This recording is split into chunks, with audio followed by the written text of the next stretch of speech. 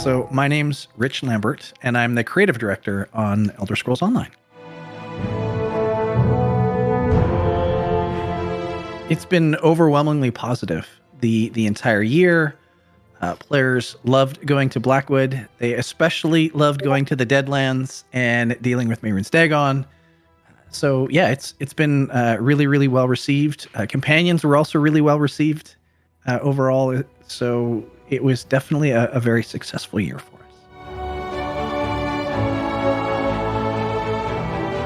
us. It depends on the community. It's the section of the community. You know, the housing community wants more housing slots. The PvP community wants performance to be better.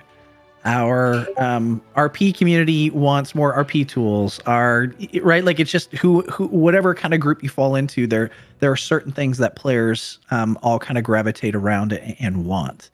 And so, as you can imagine, that is not always the easiest thing to collate and then pick the one thing that we do in the coming years. So it's definitely a challenge.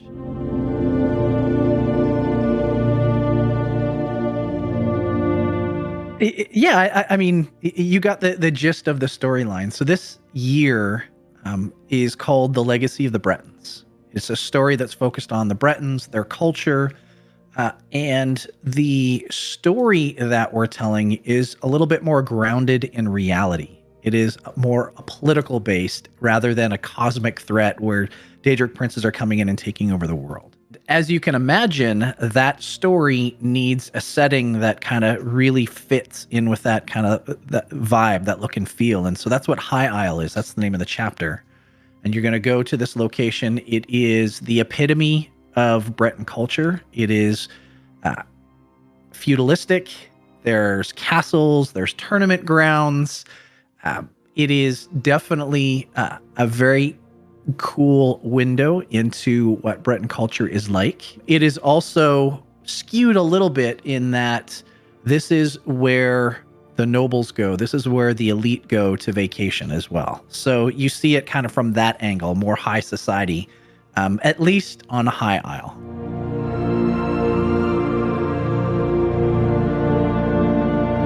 Yeah, so part of it was we wanted to focus on the Bretons and their culture. Part of it was we wanted to tell a little bit more of a grounded storyline, but the other part was, to your point, we have been constantly going to places that people knew about, and we wanted to surprise and delight and find a new way, something new to add to the lore. And that was one of the most exciting things for us to be able to do, was to take a location that has only ever been called out on a map in Redguard. There's no lore whatsoever that has been written over the 25 years, and make something new, make something from whole cloth. That is definitely a really fun aspect of being a creative. It's fun to build on existing things and add to, but being able to create something out of whole cloth is really, really exciting.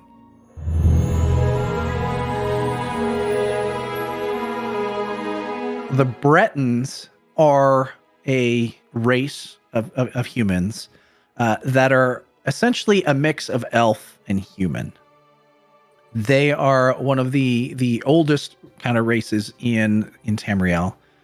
And they have a very long and storied past with the elves and slavery and kind of dealing with all that. So in the base game, we didn't really explain a lot of that. They didn't really get their time in the sun to really focus in on their culture. We were more focused on telling stories about them. So this year, you're going to learn a lot more about them, how they came to High Isle. You're going to learn a little bit more about the All Flags Navy, which is, you know, a pretty iconic event in the lore. And then just get to know the Bretons a little bit better.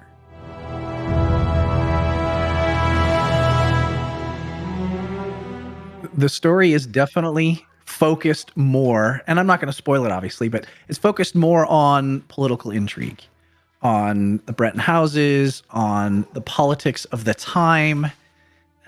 And you're going to, how do I say this without spoiling things? You're going to get a really good view into how the Breton houses deal with each other, work with each other, or against each other.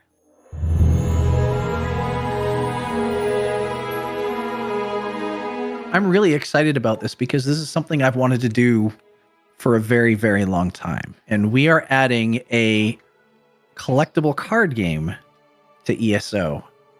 It's called Tales of Tribute.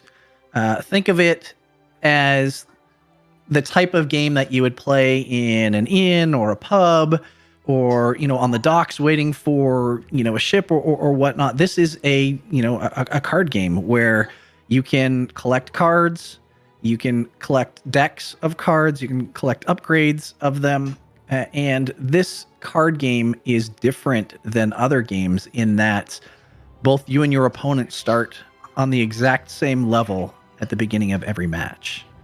And what I mean by that is there are 4 sets of cards that you need to put into play in order to play the game from a wide variety of different decks. We call them patron decks.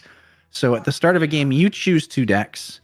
Your opponent chooses 2 decks. They get shuffled together, and then you play the game from this shared deck. So it's not I have the best cards or I've collected the best cards. It's how I use those cards and the strategy that I use to defeat my opponent.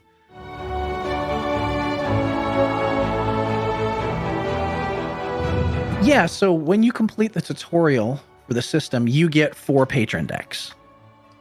So you will have some choice there. You can find and unlock more as you kind of explore the world. That's one of the things that we do exceptionally well with any of our systems. You saw it with Antiquities. You see it with Companions. You can kind of go anywhere and find new things to do with those systems, and that's what we're doing with this as well. You'll be able to play other players, so you can walk up to somebody and challenge them like a duel. There is a group finder that you can go in and sign up for a match, or you can also just go around and challenge NPCs in the world. So it's a pretty full-fleshed system, and I can't wait for players to be able to dig into it.